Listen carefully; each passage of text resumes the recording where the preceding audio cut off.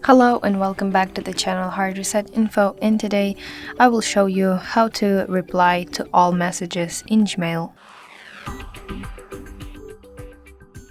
So firstly, you need to open Gmail on your device and then open the email you want to reply. Here you need to click the three-dot button. Not this one, but three-dot button next to the sender. Here you can see reply, but if you use desktop version, you will have reply or reply all. So if you want to just reply, you click reply, or if you want to use the option reply all, you click reply all. So that's basically how you reply all in Gmail.